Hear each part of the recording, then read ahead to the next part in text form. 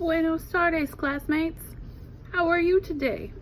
Today we are going to visit a small town right outside of Machu Picchu in Peru. This is where my good friend Alejandro Alvarez was born, October 17th, 1972. An amazing man. We're going to take you through a little trip about his childhood, about his town, his culture, and the country that he grew up in, and why he now lives in Louisville, Kentucky. Pardon me. Did you know that in Peru, when you greet someone, when women greet each other, if they're just meeting each other for the first time, it's just like American culture, very light handshake. If you are good friends and you know each other, kisses on each cheek.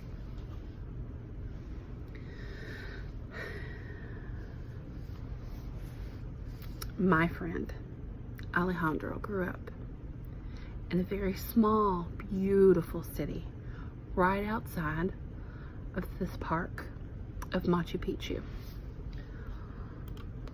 Machu Picchu is an Incan citadel that is set high in the Andes Mountains. The Andes Mountains, if you have ever looked them up on the internet or you have ever learned anything about them, you know how absolutely beautiful they are. They were built in the 15th century and later abandoned. Now, Machu Picchu is a park. It is a park right outside of the city of Aguas Calientes. I probably butchered that to death. Aguas Calientes is the town right before you get to Machu Picchu. It is the last town you will go through. And that is where my friend was born and raised, where he lived until 10 years ago. So many years he lived there. He tells me that in his culture, that men are held at the highest regard. They are the major income earners. And that while he was younger, his mother did pick up things like sewing or cleaning or cooking for others who couldn't for themselves. But that his father, the farmer, was the major income earner. And that's how it is a lot in Peru, especially in his city and in his culture. He told me that religion is also right up there with family. While many families live in multi-homes, a lot of families choose to live in one home with a mother and a father and a grandmother, maybe even a grandfather and children, and sometimes aunts and uncles. That it's not uncommon for everybody to live under the same household. My gracious, could you imagine living in the same house as your aunts and uncles and your grandma and grandpa and everybody in your family? I couldn't. There wouldn't be a house big enough. Religion is very important in his culture and to him personally and in his family. His religion, Roman Catholic, which is also, as you'll note, 70% of Peruvians' religion. Some are Christian, some have other religions, but Catholicism is the one that is held in the highest regard. Marriage is very common. Many young men and women will live with their parents until their early to mid-20s. And it's also very important to note, as he made it a point to note to me, that when you get married, it is of the utmost importance and it is considered disrespectful if you do not ask for the father's hand in marriage, which I can appreciate, because that is something in our culture in America that so many feel is outdated and it's archaic. I believe that it is a wonderful thing. I think that it's a very respectful thing. So does he.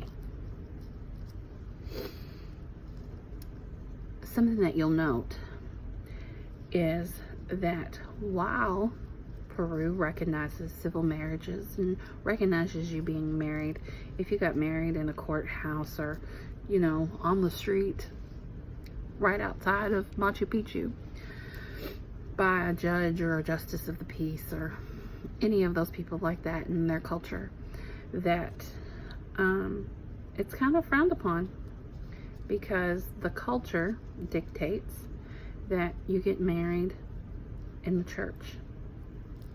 Beautiful weddings. I've seen pictures. I wish I had some to share with you.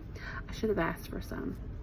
Beautiful big churches, beautiful gowns, beautiful layouts, beautiful, beautiful weddings.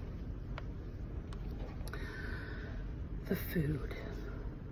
I got to try some of the food.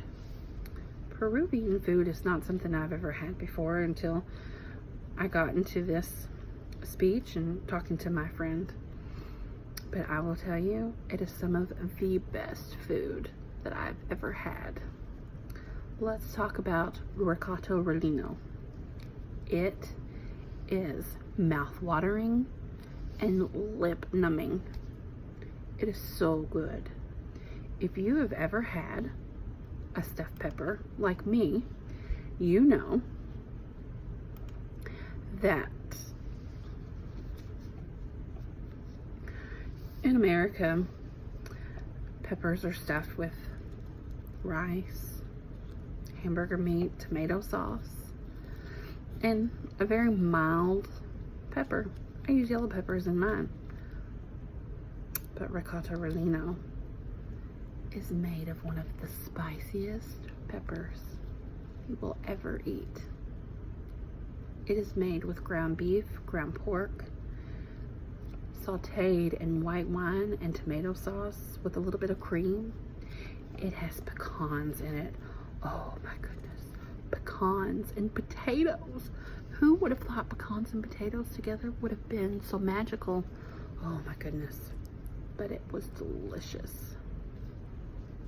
Also, you'll note that in the ricotta relleno, that some put a hard-boiled egg inside. It's very popular. I had it with a hard-boiled egg inside. I thought it would have been disgusting, but it was absolutely delicious. Absolutely delicious. And the cream that goes on it, oh, I could go on and on for the rest of my minutes about it. So good, so good. So many other things that we talked about food-wise, but this was the most important one because I tried it and I ate it and it was delicious. It was very interesting to me that in their religion that beer is the most popular drink. Kind of something they have in common with Americans. They have something called a beer circle. I thought, oh, that's neat. That's kind of like something we have here, you know, where friends go and they sit around a table at a bar or a pub or a tavern and, you know, they share a pitcher of beer. No, that's not what it is, my friends. You have a glass. Dro fills this glass with beer. He opens the beer, fills it up, takes a drink of it, hands it to his friend, and it goes around the circle. They share the glass. They do this because many times not everyone can afford it, and this way everybody has their share. I'm running over, so I just want to tell you a few other things. My friend Dro came to America 10 years ago. When I asked him if he had such a beautiful childhood and such a beautiful life in Peru, what on earth would possess him to come to America? He told me opportunity. That America has afforded him the opportunity to have things and to do things that he never would have been able to have in Peru. That while he would have lived a good life in Peru with his family on his farm, and he would have been able to provide for a family, and they wouldn't have wanted for food or shelter, and they would have been fine. He wanted more than that. Ro is a resident here. He is going to be a magical pediatric oncologist when he's done. That is what America has afforded him. It has afforded him the ability to go to school, the ability to fulfill his dream of being a physician, to be able to fulfill his dream of helping children, of taking care of children with cancer and blood disorders. He said that while he loves America and he appreciates that it has afforded him all of the opportunities that living in Peru would not have, that sometimes he misses it. Sometimes he misses the simpler way of life. That he feels like in America that it's always go, go, go, and it's always what the next person can do for you and what somebody else can do for you and how fast they can do for you, and that he feels like we focus a lot on instant gratification. And he's right. So, the last thing I want to show you is this beautiful version of a cholo.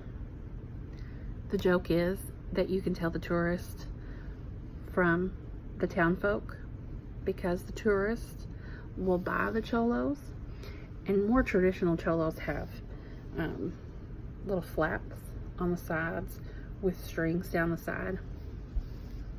But the joke is that's how you can tell the tourists from the people that live there. This one was given to me, and it is made from the softest fur of a llama.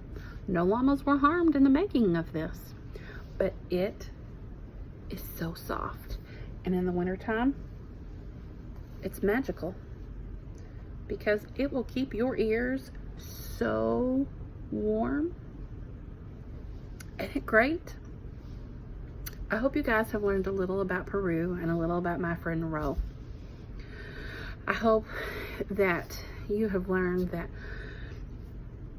just because we come from a different culture and just because we were raised differently and we might see some things differently, we're human beings and we all come together and love one another. Ro is one of my most favorite people on this earth, and I'm so appreciative of him and all that he teaches me. He teaches me something new every day. Until next time, classmates, hasta luego.